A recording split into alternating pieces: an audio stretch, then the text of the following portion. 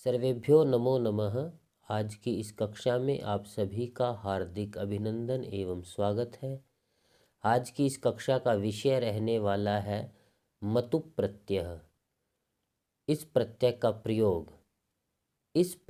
का प्रयोग शब्दों के अंत में किया जाता है।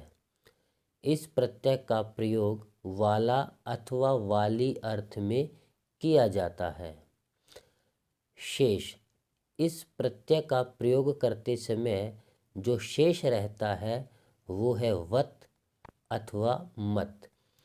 वत शेष वहाँ रहेगा जहाँ अकारांत, आकारांत एवं सकारांत शब्दों के साथ मतु प्रत्यय का प्रयोग किया जाएगा।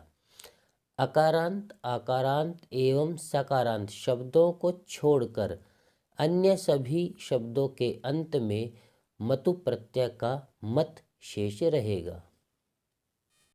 आइए अब मतु प्रत्यय का त्रिषु लिंगेषु प्रयोगः अर्थात तीनों लिंगों में किस प्रकार इसका प्रयोग किया जाएगा जानते हैं। पुल्लिंगम, स्त्रीलिंगम, नपुंसकलिंगम। उदाहरण के लिए धैर्य इस शब्द में मतु प्रत्यय को जोड़ना है। अतः नियम अनुसार धैर्य का जो अंतिम स्वर है वो अ है, अतः धैर्य अकारांत शब्द हुआ, तो मतु के स्थान पर जो शेष रहेगा वो वत होगा। धैर्य जमा वत। अब वत को वान में प्रयोग करना है पुल्लिंग में, और वत से वती स्त्रीलिंग में हो जाता है और वत से वत नपुंसक लिंग में प्रयोग होता है। ऐसा सभी उदाहरणों में किया जाना निश्चित है। अतः धैर्य जमा वत पुल्लिंगे धैर्यवान, स्त्रीलिंगे धैर्यवती और नपुंसक लिंगे धैर्यवत।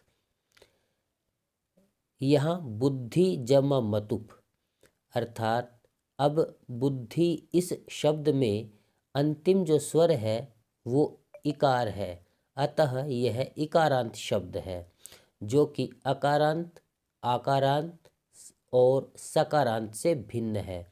अतः मतुप के स्थान पर मत का प्रयोग किया जाना है। जिस प्रकार वत से वान होता है उसी प्रकार मत से मान का प्रयोग किया जाएगा, और वती के स्थान पर मति और वत के स्थान पर मत का प्रयोग किया जाना है। अतः बुद्धि जमा मत बुद्धिमान पुल्लिंगे, बुद्धिमती स्त्रीलिंगे और नपुंसक लिंगे बुद्धिमत। इन सभी शब्दों का विभक्तियों में प्रयोग होता है। तो जो पुल्लिंग में शब्द बनेंगे उन सभी का प्रयोग भवत शब्द के अनुसार होना है। जिस प्रकार भवत से भवान, भवन्तौ, भवन्तः शब्द रूप चलते हैं, उसी प्रकार धैर्यवान, धैर्यवन्तौ, धैर्यवन्तः, बुद्धिमान, बुद्धिमन्तौ, बुद्धिमन्तः इन शब्दों का प्रयोग होगा।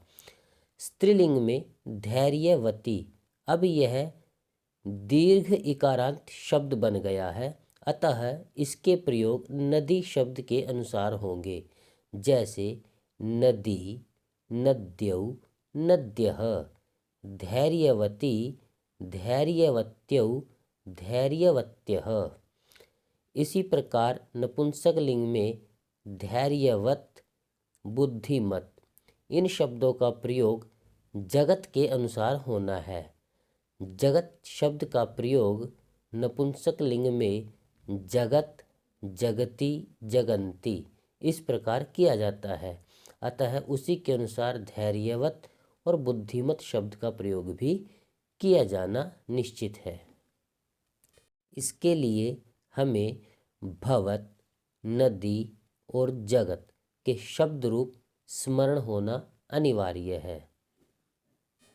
विशेष मतुप प्रत्यय से युक्त शब्द विशेषण का कार्य करते हैं। अतः नियमानुसार विशेषण में विशेष्य के समान विभक्ति, लिंग, वचन का प्रयोग होता है। आशा है कि आप विशेषण और विशेष्य के विषय में जानते होंगे। जैसे रिक्त स्थान बालकः गच्छति, बुद्धि जमा मतुप। तो बुद्धि शब्द के साथ मतुप प्रत्यय का प्रयोग करना है। अतः बुद्धि इकारांत शब्द है तो मतुप के स्थान पर मत का प्रयोग होगा। लेकिन बुद्धि शब्द में मतुप जोड़ने से जिस विशेषण का निर्माण होगा उसका विशेष्य हमें इस वाक्य में देखना है। अतः जो भी बुद्धिमान होगा वो बालक है। तो यहाँ पर बालक में प्रथमा विभक्ति और एक वचन का प्रयोग हुआ है जो कि पुल्लिंग के अंतर्गत आया है। बालक शब्द पुल्लिंग है, प्रथमा विभक्ति है और एक वचन है। अतः बुद्धि के साथ जब हम मतुप प्रत्यय का प्रयोग करेंगे तो पुल्लिंग में करना है और प्रथमा विभक्ति और एक वचन में करना है।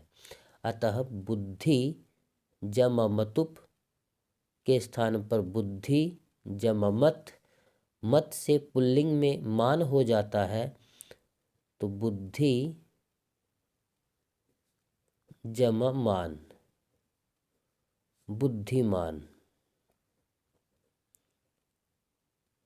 बुद्धिमान।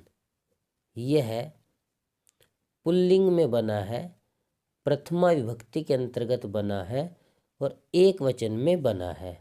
अतः यहाँ पर जिस शब्द का प्रयोग होना है वो है बुद्धिमान, बुद्धिमान। बुद्धिमान बालकः गच्छति। द्वितीय उदाहरण में देखें कि रिक्त स्थान धैर्य इस शब्द के साथ मतुप प्रत्यय का प्रयोग करना है, बालिका पठति। अब यहाँ धैर्य जो शब्द है वो अकारांत है, अतः मतुप के स्थान पर वत का प्रयोग किया जाना निश्चित है। अतः धैर्य जमा वत। लेकिन अब जो यह पद विशेषण बनेगा उसका विशेष्य हमें इस वाक्य के में देखना है कि क्या इसका विशेष्य प्रयोग किया गया है। तो यहाँ पर जो भी धैर्य से युक्त है अर्थात धैर्य वाली है वो कौन है, बालिका अथवा पठती। पठती तो यहाँ पर क्रिया है अतः ये विशेष्य नहीं हो सकता। बालिका यहाँ पर विशेष्य है।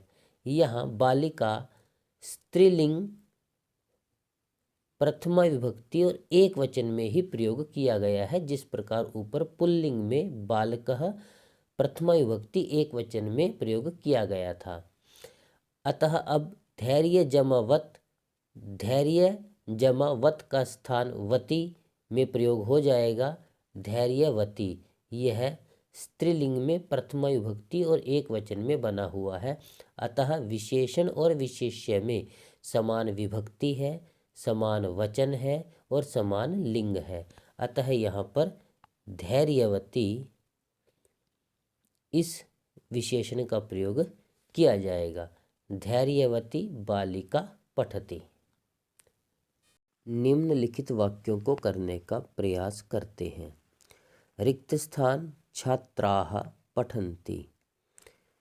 बुद्धिमान बुद्धिमन्तः बुद्धिमन्तं अथवा बुद्धिमन्तौ। यहाँ पर हमारा जो विशेष्य पद है, जो नाउन है, वो छात्राः है जो कि पुल्लिंग में है, प्रथमा विभक्ति में है और बहुवचन में है। अतः इसके लिए जो विशेषण पद होगा वह प्रथमा विभक्ति में हो, बहुवचन में हो और पुल्लिंग में हो। ये सभी जो शब्द हैं वो पुल्लिंग के ही हैं, लेकिन यहाँ प्रथमा विभक्ति यहाँ पर भी है, यहाँ पर भी है और यहाँ पर भी है। लेकिन बहुवचन यहाँ एक वचन है, यहाँ बहुवचन है और यहाँ द्विवचन है। अतः इस विकल्प का चयन किया जाएगा। बुद्धिमन्तः छात्राः पठन्ति। इसी प्रकार सा कन्या रिक्त स्थान अस्ति, सौभाग्य अकारांत है इसलिए मत के स्थान पर वत का प्रयोग होगा। कन्या जो शब्द है वो विशेष्य है, स्त्रीलिंग में है, प्रथमा विभक्ति है और एक वचन है, इसलिए यहाँ आप उत्तर देने का प्रयास कीजिए। प्रथमा विभक्ति एक वचन और स्त्रीलिंग में सौभाग्यवती शब्द का निर्माण होता है, इसलिए इसके लिए यह विकल्प उचित रहेगा। एषः छात्रः रिक्त स्थान अस्ति, गुण शब्द में मतुप को जोड़ना है, गुण अकारांत शब्द है इसलिए मतुप का वत शेष रहेगा। यह पुल्लिंग प्रथमा विभक्ति एक वचन में है और पुल्लिंग प्रथमा विभक्ति एक वचन में गुण से वत और वत से वान होने पर गुणवान, इस विकल्प का चयन यहाँ पर किया जाना चाहिए। आशा है कि आप मतुप प्रत्यय को सरलतापूर्वक समझ गए होंगे। धन्यवाद।